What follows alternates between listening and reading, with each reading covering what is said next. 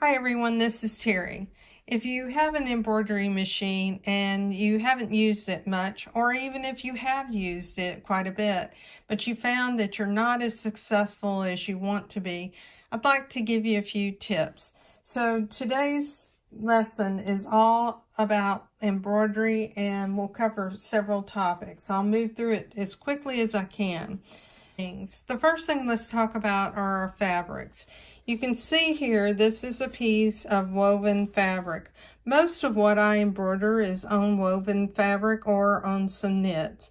And you'll notice that when you're looking at this fabric, this is a straight grain. When you pull or tug on this fabric, it is tight. Whereas if you go to what's called crosswise grain, you see the fabric is moving. And then if you go to the bias, the fabric really moves. This is more like knits. So whenever you're embroidering and you're embroidering a design, and most designs are going to have 8,000 to 10,000 stitches, even small ones, you're displacing this fabric and you're pushing it in directions that may be on the bias, it may be on the cross grain, or it may be on the straight of the fabric. So it's all going to move a different way. And if you don't stabilize that fabric, you're going to end up with puckered embroidery. And nobody likes puckered embroidery. Most of the sewing machines today, and particularly the top of the line machines, have something that's built into it that tells you what to do to be successful. In other words, depending on what you're sewing, this is the type of stabilizer you should use, the types of threads, and so forth. So look at your sewing machine first of all and see if it will help. Many of the software packages do as well. I know PE Design does. In fact, it adjusts for the design. It will adjust the density of a design based upon what you select. And Bernina software does as well. And there are other programs out there that do. Those are only two to name just a few. But one of the things that I want to mention to you is typically when you're using a woven, you're going to use something that's a tearaway stabilizer. So tearaway stabilizer is something that tears away like this. Now, if you have a woven fabric that is a very light fabric and you have a heavier design, one of the things you can do to keep that design from shifting is to use a fusible stabilizer. Most of my stabilizers are OESD because I do shop at my dealers and my dealer sells OESD and I know how these products perform. But there are a lot of products out there that you can buy, and that includes Floriani, Sulky, and then there are others where some dealers have actually gone out and they have relationships with companies that make the stabilizers and they brand it themselves. Whatever you do, find some stabilizers you like and become familiar with them. It's the best way to use those stabilizers. So with this fusible stabilizer, if I had something that was moving around, this would probably be good up to 10,000 stitches. If I'm going to add more stitches than that, I usually float a piece of tearaway. And again, the tearaway just tears like this. It's really easy to remove from a design. You'll find other applications of stabilizers for woven, and one of those is a product called Stable Stick for OESD. I know, for instance, that Floriani has their own version of this, and I use this for this design that you see here. Now, on this particular design, it was floated in the hoop. This is a Smith Street design. So what I did is, first of all, I folded my fabric in quadrants. And once I had determined what my quadrants were, I hooped up this Stable Stick product. And in case of the product that I had, that Stable Stick, I hoop it with the paper side up. And then I use something like a pin to score it. So I'll score it right here so you can you can see what happens. And usually what I do when I score it is I'm scoring it in the hoop. But you can see this tears away, and then this is sticky. So that's very, very sticky. I don't know if you can hear it. So I hoop this, and then I found the center of my design. You can do that several different ways. You can do that by using your grid, if you have it. If you don't have one of these templates or grids, then you can, if your machine has a built-in laser or a camera or some other function, you can do it. But what I did is I took a piece of chalk and I marked the center and then also these areas within my hoop. You'll notice that in the hoop, there are also these side pieces. So when I fold it in half, what I do, and particularly when I have that sticky material, I find the center by looking at this bump. Let me move that up. By looking at the bump right here, down in the bottom of the screen, we'll move that away a little bit more and you can see it. And there's also one up here in the top, right there. But what I do is I line those up to the folds that are in the center. And then I make sure that I'm placing this right in the center of the line based upon the dots that I use. Now, one of the things that I hear people say is, what do you use to mark it or mark your fabric? Well, as a quilter, I use friction pins all the time, and friction pins will iron away, but I will not use a friction pin on the top surface of anything that I quilt. I put it somewhere where it's going to be in a seam where it's not seen, because I know from the past, whenever I did embroidery on a t-shirt for my grandson and I ironed it on the fabric because it more than likely had polyester or something else in it, and spandex, it ended up with a line. You could definitely see where that was. So that's one of the things you need to think about whenever you're marking. I tend to use chalk, and I make sure that the color is a color that I can see. You need to be cautious with wash away markers too. Test it in a place. And even wash away fabric markers, I suggest that you test it somewhere, not in the middle of your design, but out on the side, and you spritz it with water and you make sure it goes away, because you don't want to have something show up.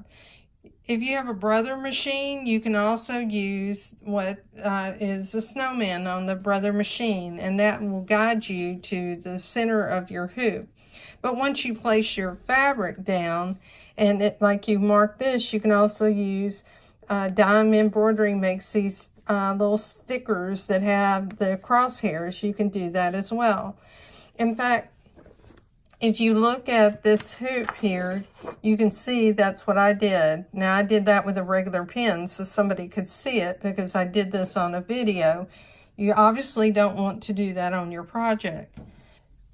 Perhaps the woven fabric you're using is something like this silk dubioni. Now, silk dubioni has many slubs in it, and because of the nature of silks or satins, this is going to not only move, but you can, where the needle penetrates, it can actually cause runs in the fabric. So you want to treat something like this differently.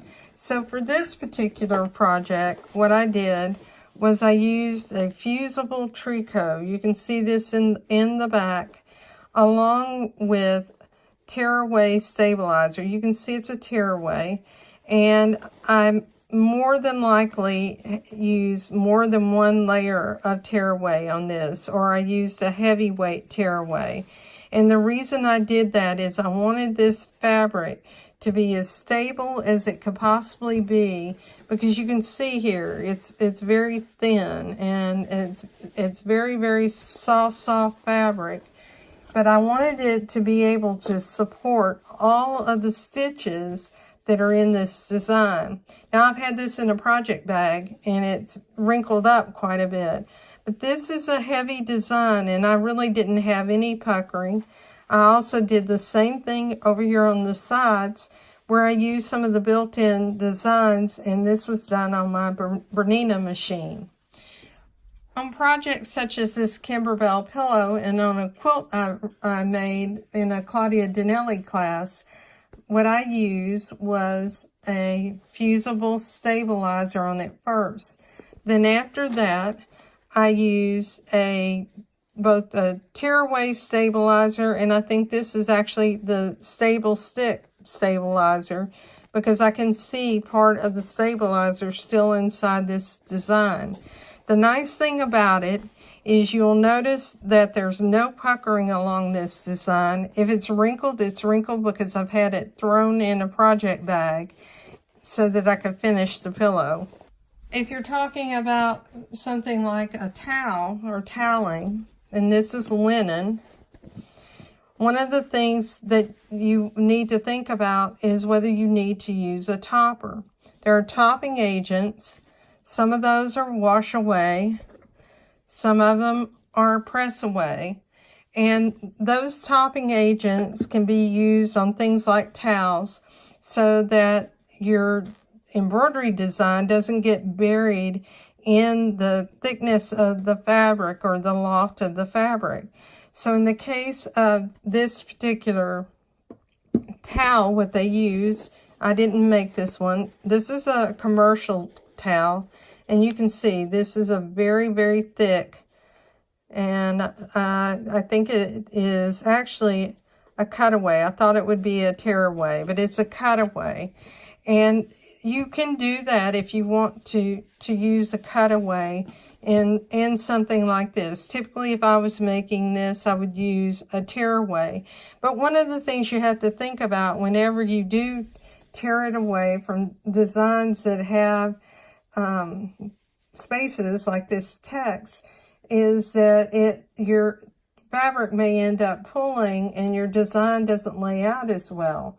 In that case, what you can use is a cutaway, and this is probably what I would have used instead of the material they use. This is much lighter, and you can see that it is a lot like fabric. It moves like fabric. You can buy these that are fusible as well. And typically I use these in knits.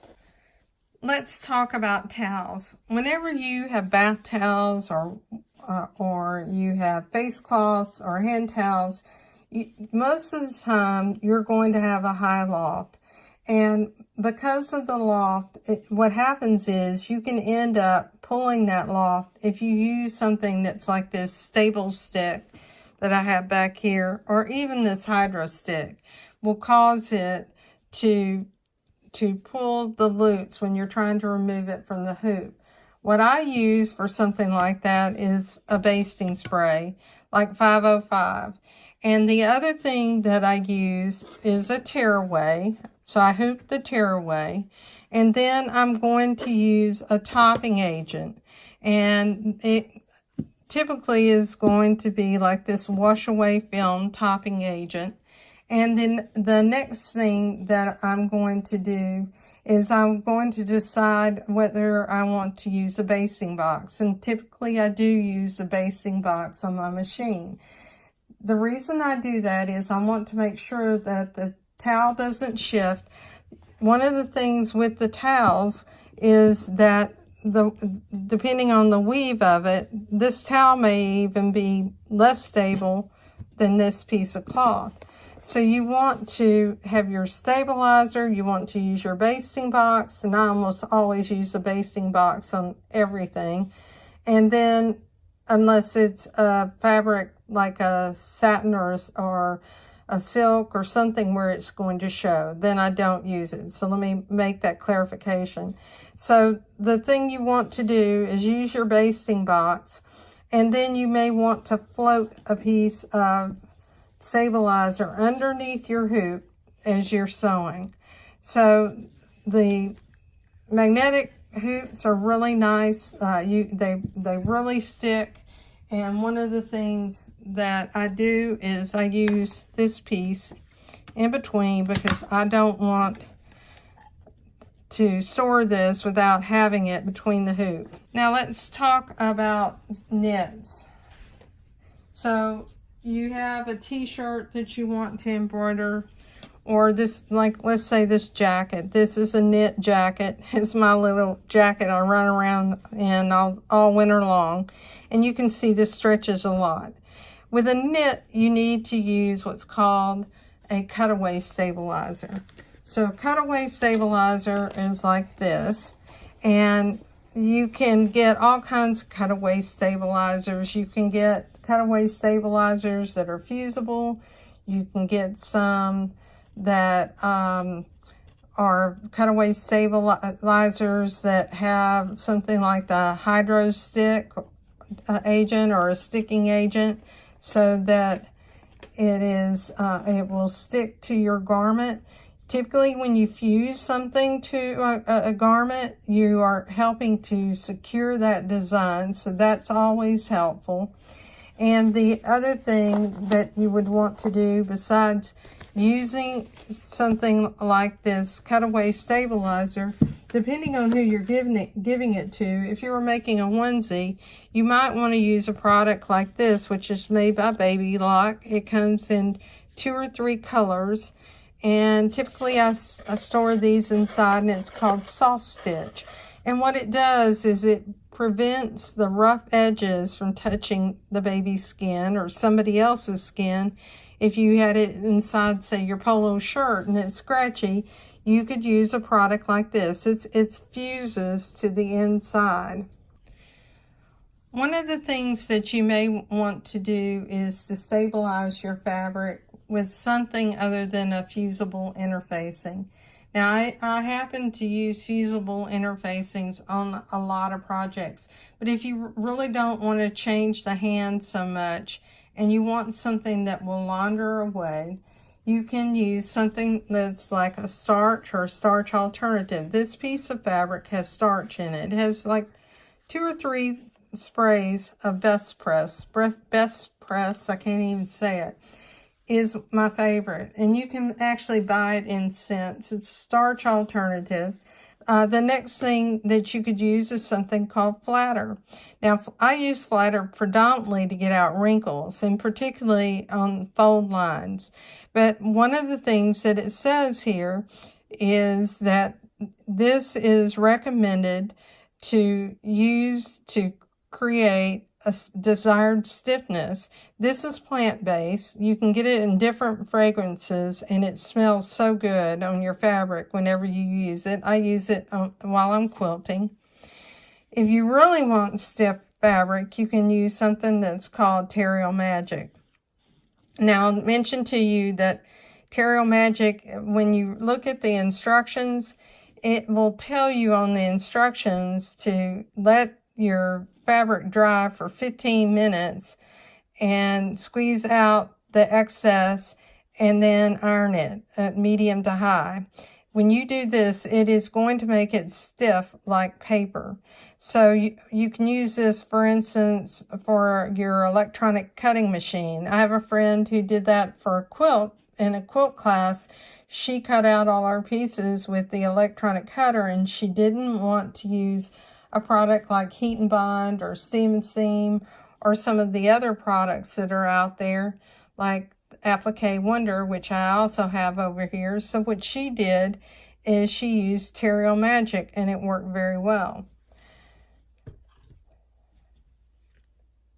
If you can always go back and use instant spray starch, but the thing I would tell you about spray starch, at least this is what my quilter says, that some starch products will attract bugs. I grew up in Texas and we just had bugs. I don't know if it was because my mother used starch all the time or not.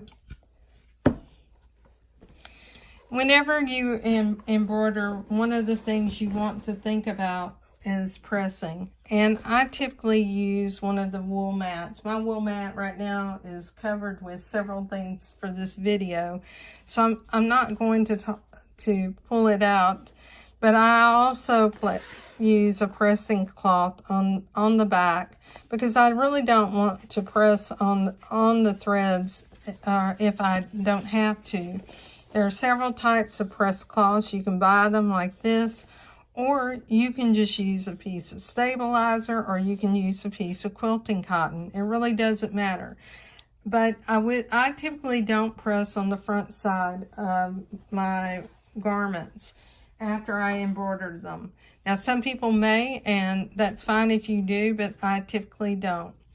And the next thing that I want to talk about is hooping. When you're hooping, sometimes you might find that everything is sliding all around. And what I do is I buy a shelf liner like this, and I put it here on my cutting table, and you can see that I'm pushing, and it's really not moving a lot. Probably the camera is moving. So that's one of the suggestions that I have.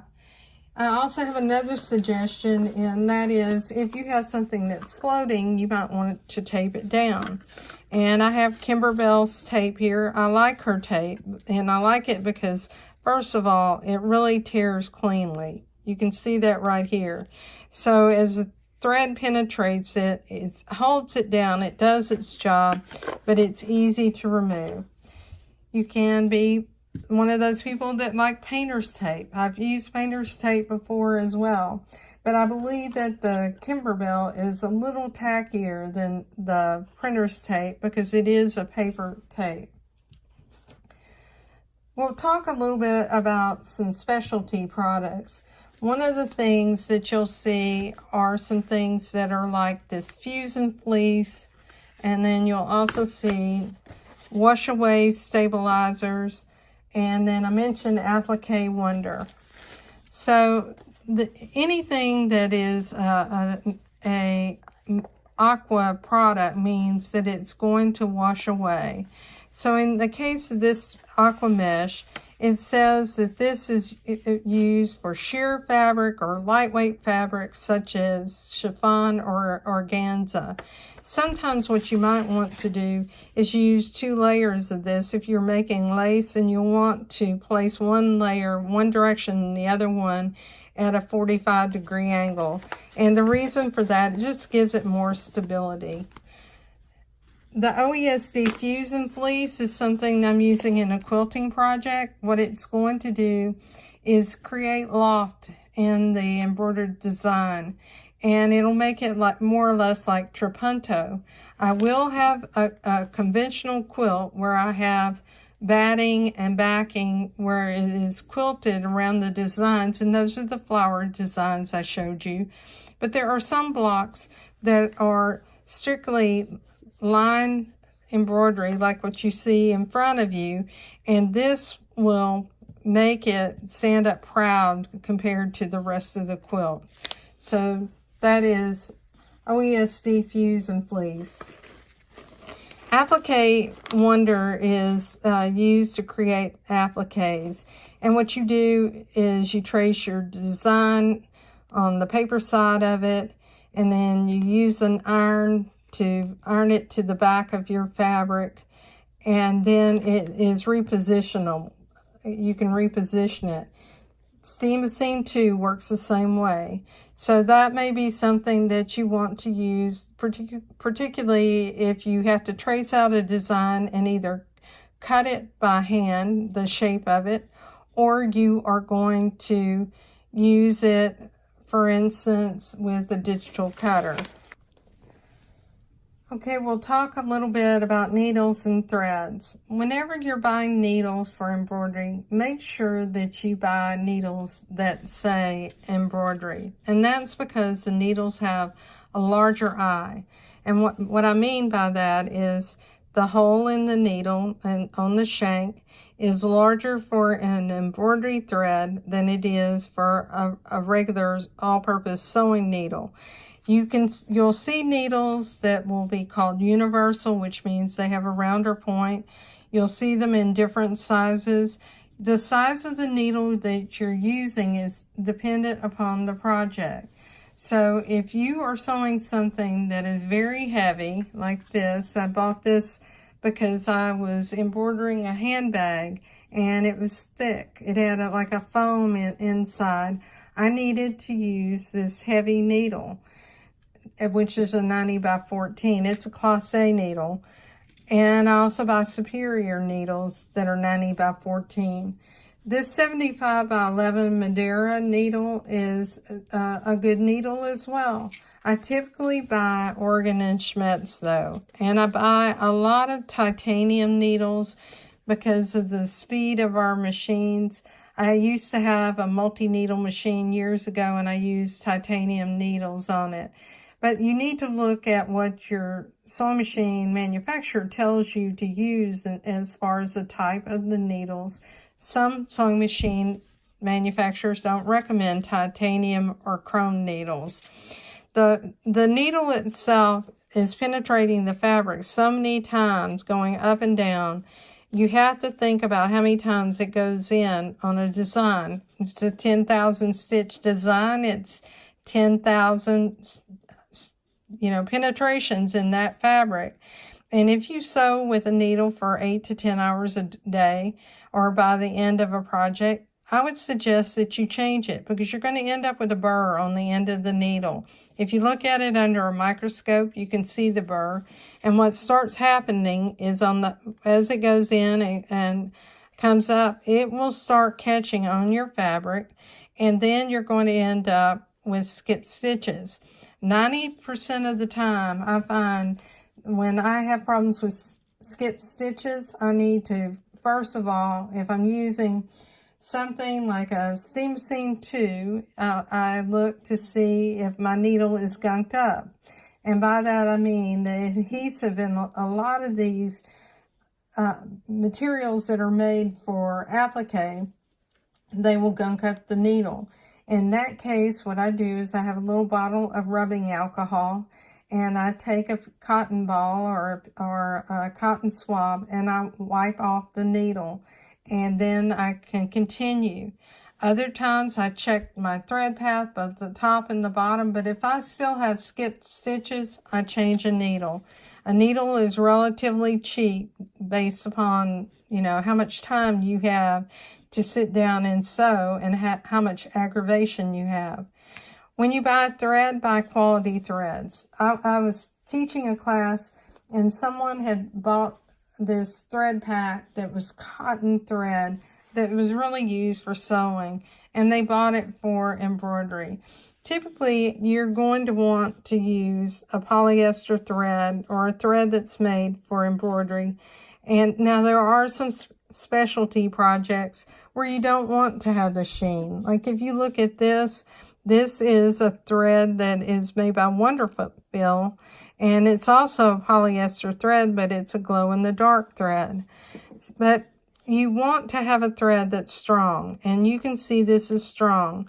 Some thread, and years ago I used to use a lot of rayon. It had a beautiful sheen, but the rayon thread broke more than the polyester. So I changed to polyester, because the manufacturers today, their threads are better than they were when I started back in the 1990s. I keep my threads in a plastic container, but I can understand for somebody who's making a lot of things for craft shows and that, they don't have the time to go through all their containers to see what threads they have. So they may want to have them out on a wall where they can see it. In that case, I would tell you to keep dust away from it, because the dust in itself, those particles attach to the thread, and it changes the appearance of it, and your thread is dirty. The other thing I want to mention before we leave today is some of the other tools that you might want to consider, and that's scissors. And depending on what you're doing, I like to use a scissor that has a curve, so that when I have something in the hoop, it's easy for me to clip a thread. The other thing for embroidery, I like to use these little snips, and you can see they're spring activated. I love these for the embroidery project like I showed you earlier in the video. And both of these are made by Havel. There are other companies that make them, but I would suggest that you get a pair of them and try them out. Whatever you do, make sure that when you embroider that, and you hoop whatever you're embroidering, make sure that it's not caught under your hoop. I can't tell you how many times I've sewn towels together because I didn't check that it wasn't underneath the hoop as I was sewing. And if you float a piece of stabilizer, make sure it's laying flat underneath the hoop, because sometimes what happens is when you push it back, it gets folded over and you miss a corner. The other thing is sometimes it's easier when you're embroidering to turn a garment inside out to embroider, because if you own a flatbed sewing machine, you're going to have to go through a few extra steps to hoop. One of the things that I used to do quite often is use needles and to hold things down. And you need to watch what you're doing, because depending on how high that hoop sits, it may scratch the top of your machine. I've had it happen, so I want to mention it. That's the reason I decided to invest a little money and go use some of the embroidery tape. I hope my videos are helpful to you. I always encourage people to ask questions. If you have suggestions or you feel that there's something that should be added for this video, please list it in the comments.